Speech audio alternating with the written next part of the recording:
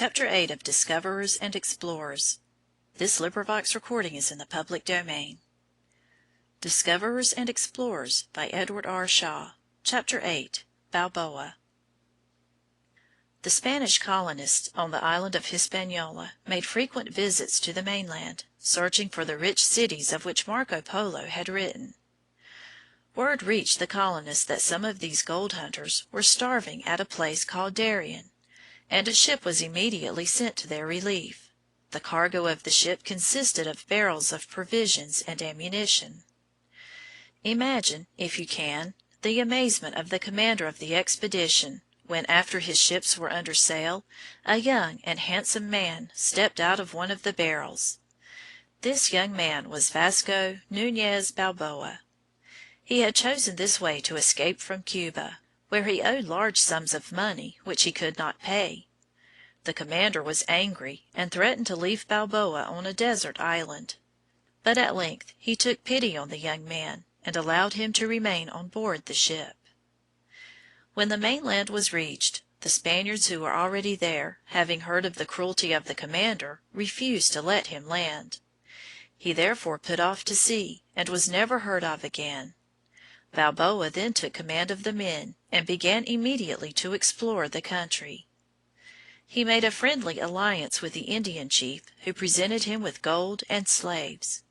The Spaniards were delighted at the sight of so much riches. They began to melt and weigh the gold, and at last fell to quarreling desperately about the division of it. This the Indians could not understand. They knew nothing of money, and valued the metal only because it could be made into beautiful ornaments. An Indian boy who had heard the dispute told the Indians that if they cared so much about that yellow stuff, it would be wise for them to go to a country where there was enough of it for all.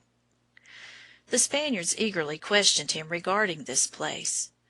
The boy then described a country across the mountains and to the south, on the shores of a great sea, where the metal was so plentiful that the natives used it for their ordinary drinking cups and bowls.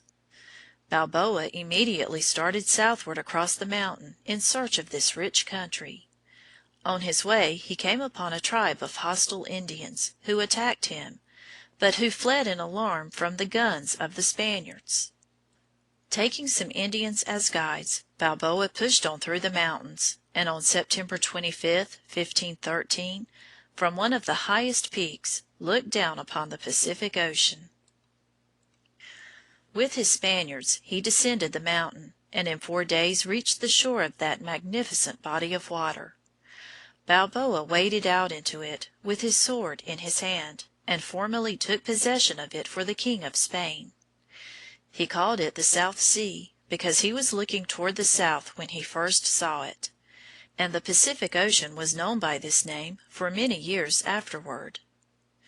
On this shore he met an Indian who repeated to him the same story that the Indian boy had told him about the rich country on the border of this sea, and farther to the south. Balboa then made up his mind to find this country. Accordingly he returned to Darien and sent word to the Spanish king of his great discovery of the South Sea. He then began to take his ships apart and to send them piece by piece across the mountains to the Pacific coast. This was an enormous undertaking. The journey was a very difficult one, and hundreds of the poor Indians who carried the burdens dropped dead from exhaustion. At length, after long months of labor, 4 ships were thus carried across the mountains and rebuilt on the Pacific coast. These were the first European vessels ever launched on the great South Sea. 300 men were in readiness to go with Balboa on his voyage in search of the rich country of the south. A little iron and a little pitch were still needed for the ships, and Balboa delayed his departure in order to get these articles. The delay gave his enemies, who were jealous because of his success, time to carry out a plot against him. They accused him of plotting to set up an independent government of his own, and caused him to be arrested for treason. In less than 24 hours, this brave and high-spirited leader was tried, found guilty, and beheaded. So ended all his ambitious plans. CHAPTER IX.